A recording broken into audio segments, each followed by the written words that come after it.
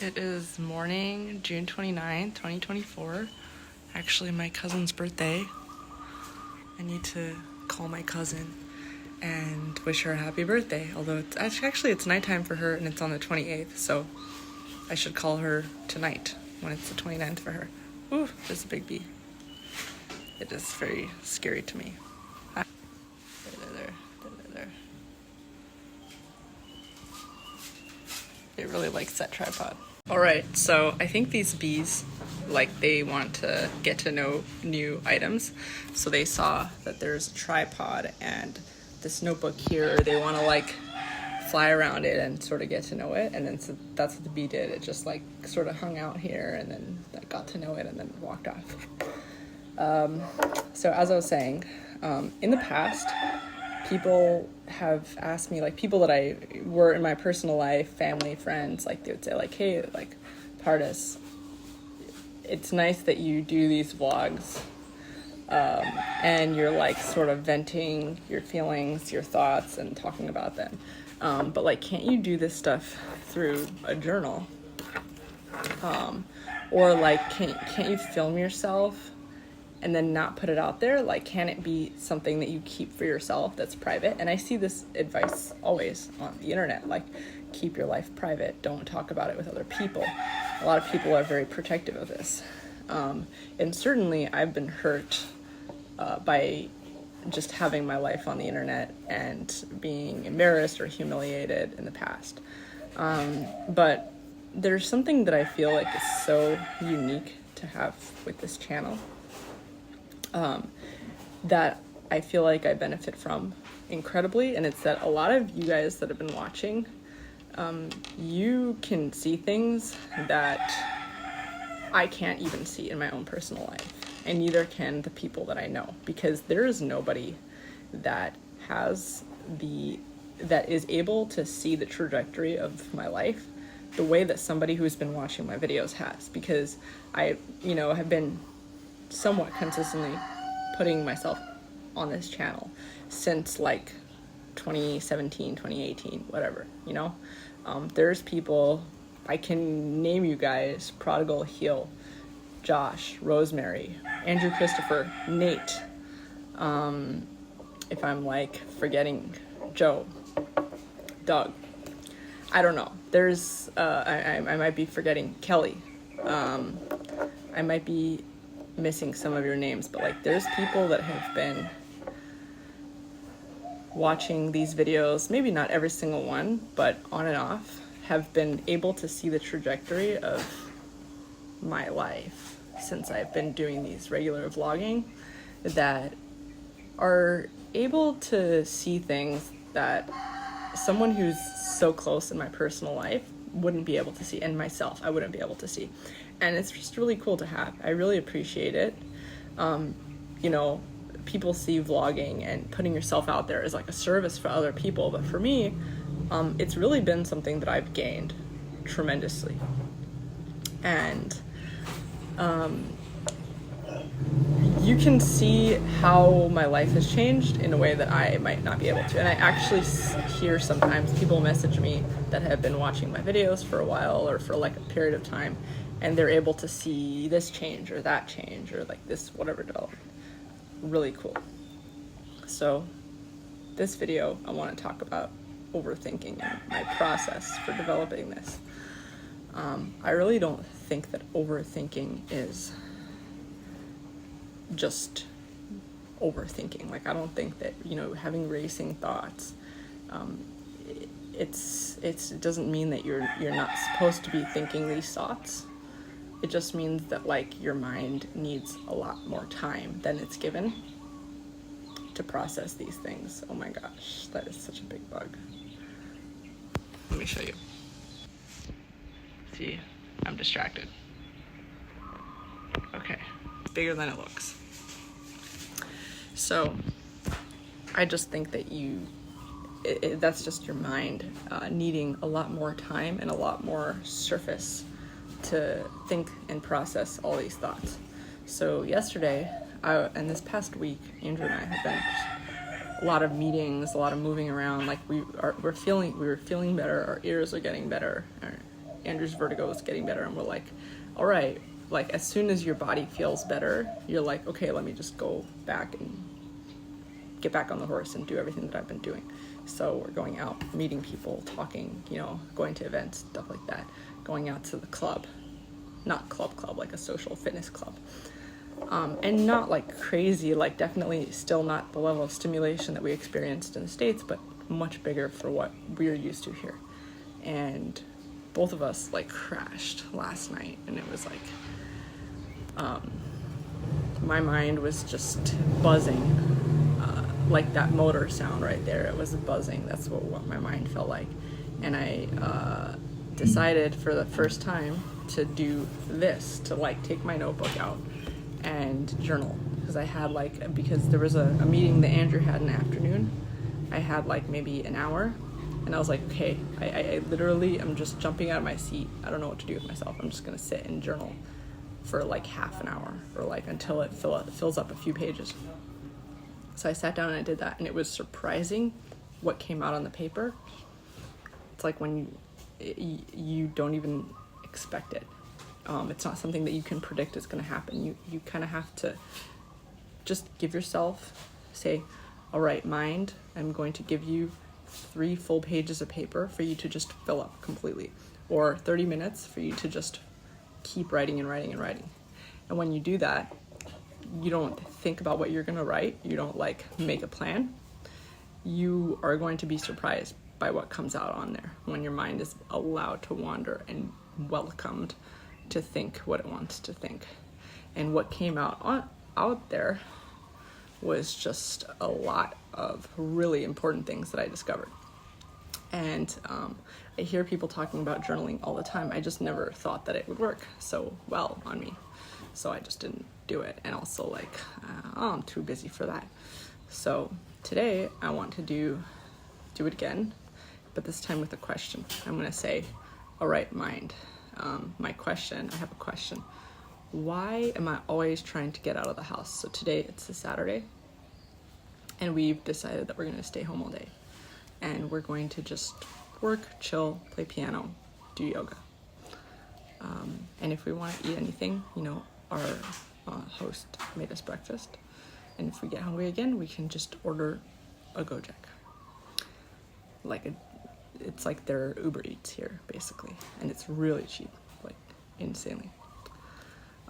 So that's what we're going to do today. We're going to just stay home all day. And there's a part of me that's just like, oh my gosh, like I can't do that. I can't stay home all day. What am I going to do with myself? I'm going to go crazy. Why do I even feel that way? Like if I'm trying to chill, right? So that's going to be the question that I'm going to ask. I'm going to ask a question, and then I'm going to give myself maybe 30 minutes or 3 pages, whichever one comes first, 3 full pages to just write and write and write and write and write. Don't stop. And then I'm going to get on that mat over there, and I'm going to meditate on it. I'm going to do stretches.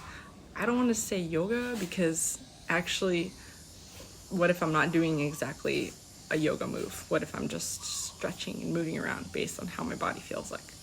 So, if I feel like doing jumping jacks, that won't really look like yoga. That's just going to be getting out energy. So that's what I'm going to do. I'm going to write down the question, write down everything that comes to mind for the next 3 or maybe even 4 pages. And then I'm going to meditate on it. And then I'm going to tell you what I got, what answer my mind gave me when I allowed it to think. Okay. How beautiful is this place?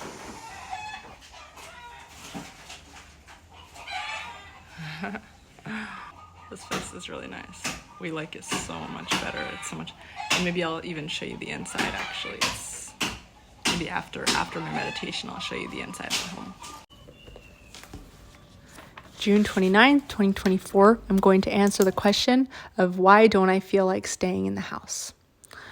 Why don't I feel like staying in the house? I don't know why I don't feel like staying in the house, But hey, I'm so angry and irritated because some totally random person on my YouTube channel just saw my manifesting video and said that manifesting is a whole load of crap, even though my video is not even blankly accepting all kinds of manifesting. But it just reminded me of all the people in my life who have ever projected doubt at me, even though I had enough doubt in my body as it was. And instead of propping me up and supporting me and saying that it's going to be okay, everything's going to be okay, they could only use me as a platform to release their doubts about the world. And the truth is that I don't want to be a vessel that catches the doubts and worries of other people because it affects me way too much. Instead, I want to be around and attract the kind of people that I can release my own doubts and worries onto them, and they can absorb it instead. That is how I attracted a lot of my favorite people in the world, including my man, Andrew, because instead of being what other people needed, I created my YouTube channel as a tool to serve myself. The people who have watched my content for ages are not the kind of people that are coming to me to absorb their doubts. If they do, they get bored very quickly and leave my channel, because my content is very much centered around me and my life, not around you. And the people who watch my stuff appreciate that because it allows them to do the same in their lives. I'm so mad that I ever attracted people to my channel who thought that I was making a video for their stupid nobody ass rather than for myself. I am so mad that I ever attracted anybody to my life that thought that I was there to serve them and not me. I'm not here for you. I'm here for me. Who even are you to me? And I am so mad that when I attracted Andrew, I didn't realize that he, as the kind of person that he is, who absorbs the doubts of other people but doesn't give his own doubts to others, would come into my life and bring with him an entire boatload of people with emotional needs who had no problem dragging their emotionally greedy selves into my personal life and onto my personal channels. I felt so overwhelmed with all of my feelings. And honestly, there hasn't been any human on the planet who has received my thoughts and feelings better than my YouTube channel has historically in the past.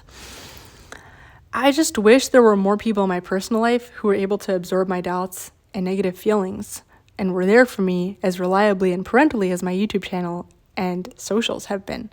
The more I put myself out there and only say what I feel like saying, the more the algorithm puts me in front of the people that want to hear what I have to say. And they truly enjoy it.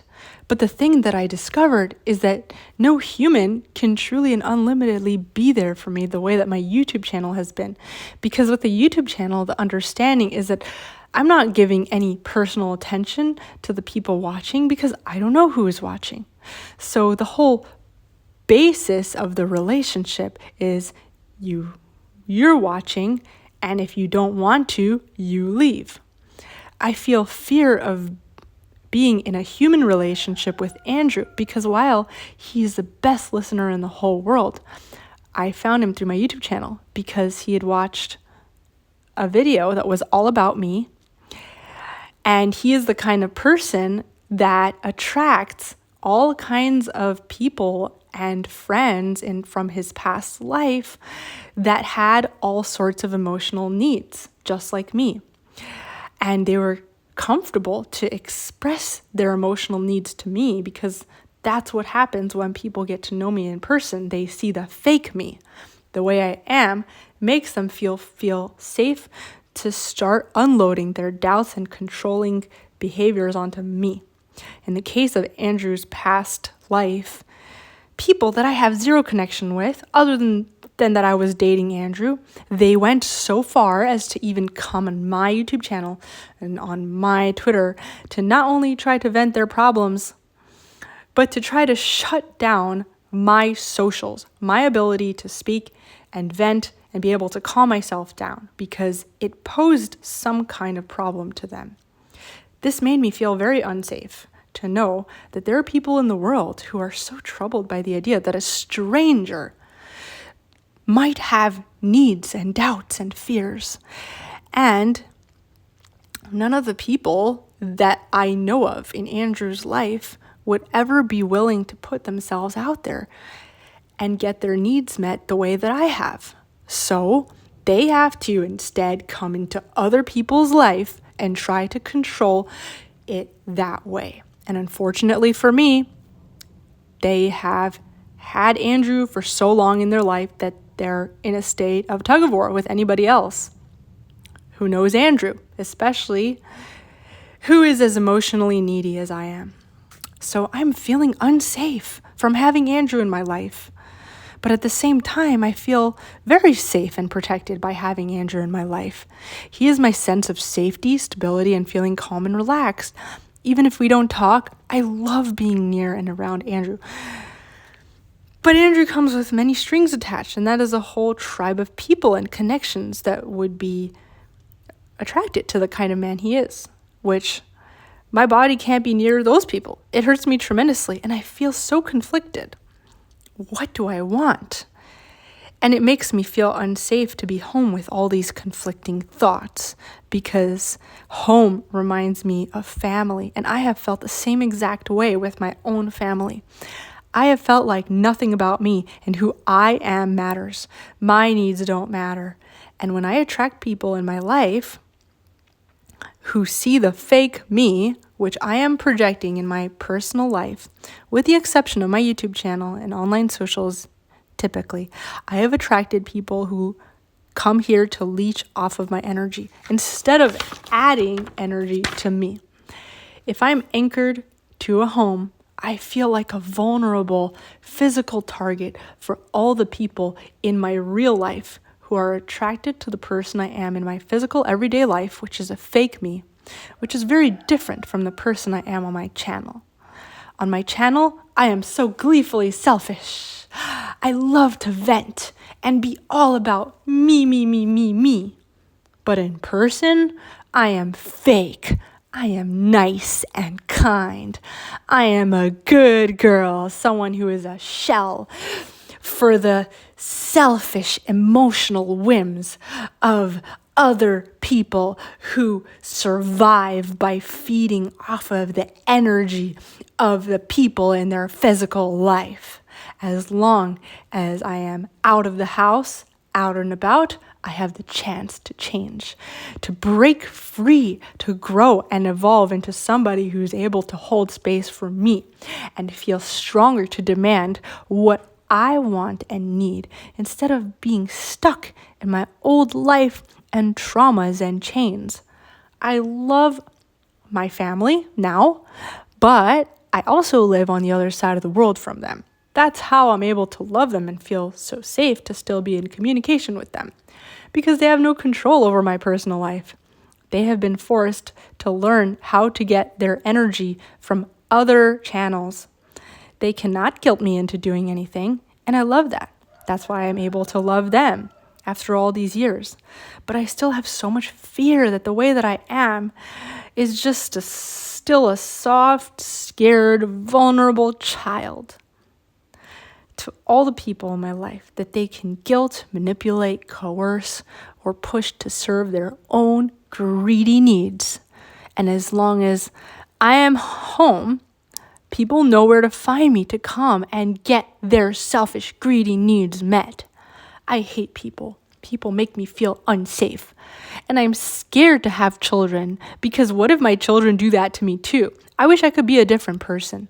I wish I could be a lion, and everybody could be scared of me right from the first time they ever sense me, or even sense the idea of me.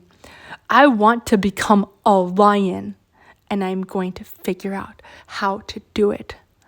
Wow, this page has not even finished, but I've already answered my own question. So I just read that whole thing to Andrew. I don't even know if I want to include the whole thing on my channel. Like, I might cut some of it out for you guys because it feels so personal, and I love being so personal with you guys on my channel.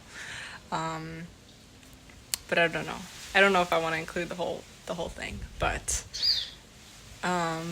so it feels incredible that journaling actually worked. It's like, and you wouldn't believe it until you actually see it, like see what your mind is able to do when you have given it a structure like that. Like, okay, you have 30 minutes, or you have 3, or it ended up being 5.5 pages of space to just like vomit all of your thoughts and feelings. It's really incredible how much you can learn about yourself when you give yourself space to do that. How much you can learn about like how you're feeling, what is happening in your sometimes subconscious mind, or it's your conscious mind, but you're just not even able to hear it because it's just so overwhelmed. So it's really cool. And I realized that like I love sharing with people, and I love like helping people, and like I want to feel like I'm helpful to other people, but ultimately I really want to also just be selfish, and I feel like that's how I'm helping people. Like, you know, Andrew and I were talking about how like being selfish or selfless, as long as it's what you are and what you feel like doing, it's never one or the other. It's usually you're kind of doing a combination of both. Even like the most selfish people, like all creatures in the universe are so wonderful, but when you think of it, like, you know, people idolize creatures, animals, and you know, nature is the highest.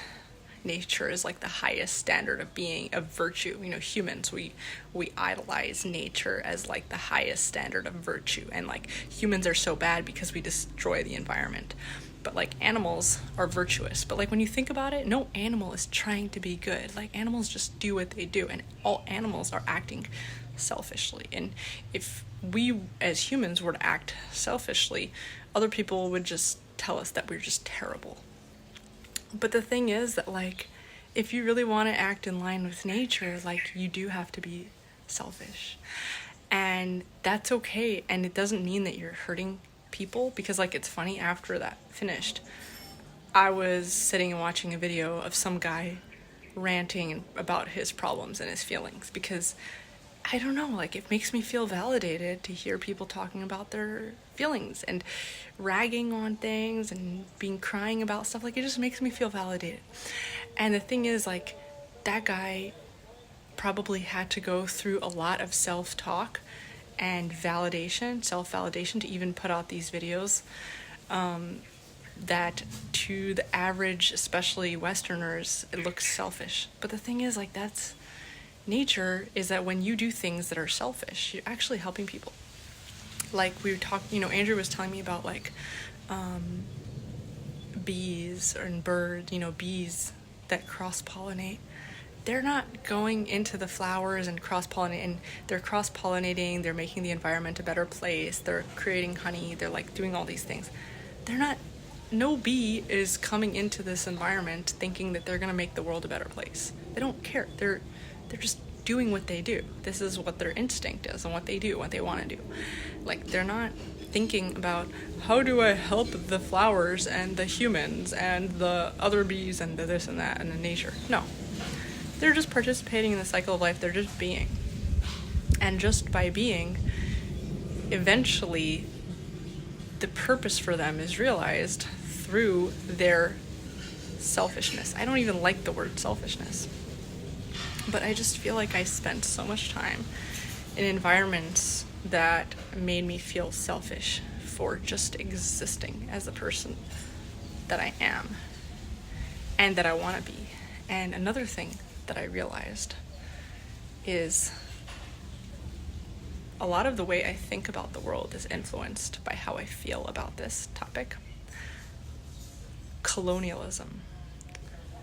When I was younger, I used to read literature that was colonialist literature, and it was like diaries of the children and the wives of colonialists that lived in China, specifically Hong Kong, that lived in places in Africa. And I think that's probably why I'm attracted to this lifestyle, is because I really, really enjoyed and appreciated the colonialist literature, and when the diaries that I would read. And I have to go back and, like, one of them was called The Piano Teacher. It might have been fictional, but it was like from the perspective of the wife of like one of the colonialists or something like that. Like, this is like really old. Like, I don't even remember what they were about or who it was about, but I was really attracted to that type of literature.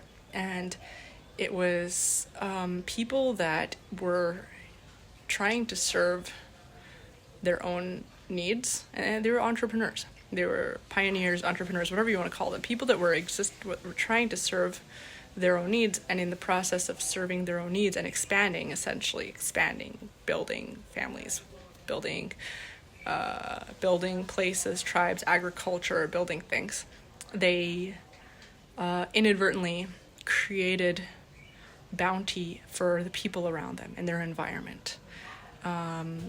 That's the idea of it. And I realized that I really, really like that. And part of what makes me so allergic to Western culture is that they've like perverted it. It's so Christian and Catholic feeling. And not just Christians and Catholic. My family is Iranian, and they're Iranian Jewish, but they absorb a lot of the Shia culture, and Jews have this too. They absorb it. They have.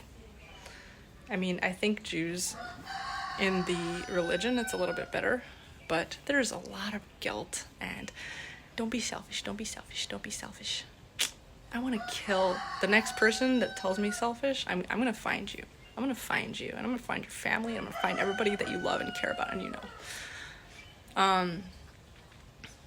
No, I won't, because I don't give a shit about you. But, like, this mentality of these people that are so, they're like emotional leeches, people that are, that believe in this idea of, like, don't be selfish, don't be too big, don't be too powerful, don't be too anything, because they're so selfish that they can't exist in a world where anybody is too happy, too powerful, too selfish, cares too much about themselves to be controlled by them. So this is something that I've been grappling with today a little bit, is learning that I am so allergic to cultures, ideologies, places, people that have this mentality, you know, Western culture, they're so, and we see it here in Bali too, and it drives me crazy, and it's like, you know what, I'm not a bad person, I just have feelings, and I just don't want to be around it. I don't want to be around this energy of like scarcity, because I struggled with it for so long, and I suffered from it for so long. I just want to be in environments, places, people that are abundantly minded, and I want that for myself, that believe in power, that believe in wealth, that believe in growth, that put good energy into it. And like, I feel like here in Bali we see so many expats that are super duper like, how dare you be in Bali and not speak perfect Indonesian? Okay, personally I love learning languages because it makes me feel powerful. And I speak, so far, I can understand pretty well 4 languages. And now I'm also learning a few more. I love learning languages, and I feel powerful when I learn languages. But I understand, and I actually respect people that care and learn about languages. But at the same time, there's this like culture of like, how dare you come. Because there's this culture that basically believes that Americans are like the epitome of wealth, which they're not. They're like some of the most trashy poor people I ever met in my life were Americans. But they believe that Americans are like the epitome of wealth, and how dare Americans come to a country like Bali where they believe that everybody in Bali is so poor, which is also not true. The Balinese people, they live amazingly. I really would love to live like a local Balinese person in a lot of regards, not in a lot of regards. But anyways, like this mentality, this like very Western mentality that's like, how dare you go to another country and exploit them by living there? It's not even exploiting them. It's not even exploit them by making people a slave or doing anything bad to anybody or being rude or no, it's how dare you exploit another country by being American and existing in another country because you're rich and they're poor and you are basically abusing them, because you're driving up their prices, you are creating this wealth contrast, you are speaking English, so now they are pressured to have to learn to speak English. Like all these like different things that they'll kind of latch onto, like little things that they'll latch onto.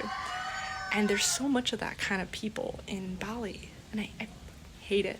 That's why, and I don't know why, but we don't meet, we literally have 0 American friends here in Bali. And the American friends that we've met in our travels, like in Mexico, the best Americans. I love those Americans. I love anyone that I met in San Chris. I love you guys. But like here in Bali, the kind of Americans, like I feel like this place as a destination landed on some lefty forum, I don't know what, of like the Americans that we met here in Bali are like not like, it's just a lot of that energy, like colonialist. We were going on the way to our language class, our Bahasa class, which learning Indonesian for us, it's a very new language. It's very new, and we're still we go to Bahasa class every week, and it's we're picking it up. I can say things. I can say full sentences. Good morning. How are you? Good evening. How much does this cost? Whatever. But like, it's still a very new language for us. And we're like on the way there, and we run into this American guy who's very nice, but he was like, "Oh, where are you going?" "Oh yeah, we're going to this language class." And he was like, "Oh, that's so nice. It's so nice that you guys are putting effort to learn language. So many people come here and they don't." And he was actually being really nice about it. He was not being, and it's fine if he was disgruntled, but it's like, I just don't like the culture and the energy that makes me feel pressured, that as a foreigner, I am like beholden to like some random people in a country because I chose to live there. Like, if you're American and you live in America, you don't expect all the foreigners to come and live in your country to like serve you. I mean, some people do, and they're assholes, but everybody knows that they're assholes. You know what I mean?